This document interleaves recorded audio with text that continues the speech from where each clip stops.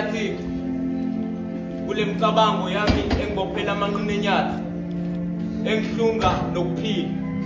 Ithi kimi ukuphila kuyisitha, ithi mina ukuphila akungifanele. Ngenelela Thixo kule micabango yami engakhela itulo.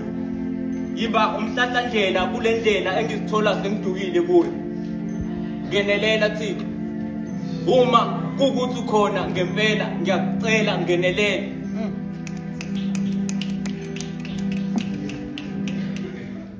Inkinga ngiyadideka ngokuba sesaphilela ukufa noma sesasifela nje thina ngokuphila. Ngoba phela thina into esiphilisayo sizonda ukufa, into esibulalayo siyayithanda ukufa.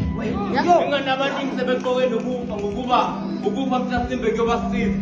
Bakhala ngokuthi ukuphila kubasize kuphi la ngoba nje bebelaka kepha behlupheka ngenxa yakhe lokuphila. Ngenelela Thixo uma kukuthi ukhona ngempela, ngiyakucelela ngenelele. Besa umhlahlandlela kule ndlela engizithola ngidukile kuyo. Nginguthando ukuthandana kakhulu nokufa. Nami aningithandisisi kahle nje mhlasimbe ngikuthanda kahle nje ngifile. Sanibona. Sesicela ukhiyo omusha. Ngoba lona esiubiza umfundo useyingithi. Uyena osivalela emagumbini okuhlupheka. Sesicela ukhiyo omusha. Ngoba lona esiubiza umfundo engathi akasayazi indlela ebheke kwampumelelo. Ngoba sinazo iziqu endlini eminyama kodwa asikho phezulu. Bona abanazo neze iziqu abamhloshana kodwa abaphezulu.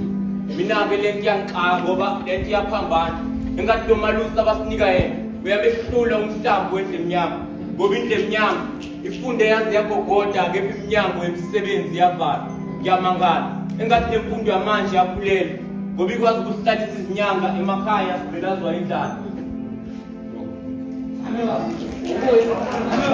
Engathi lemfundo yamanje yaphulela ngoba ikwazi ukuhlalisa izinyanga emakhaya sibelazwa indlala. Ngiyamangala.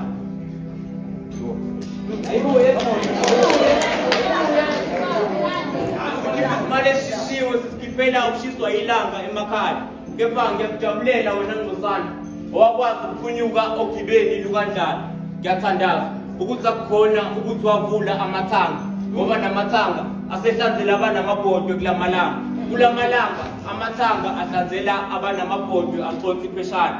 Ingakho bengicela ukhiyo omusha ngoba lona esiubiza umfundo useyingithi usivalela emagumbini okuhlupheka.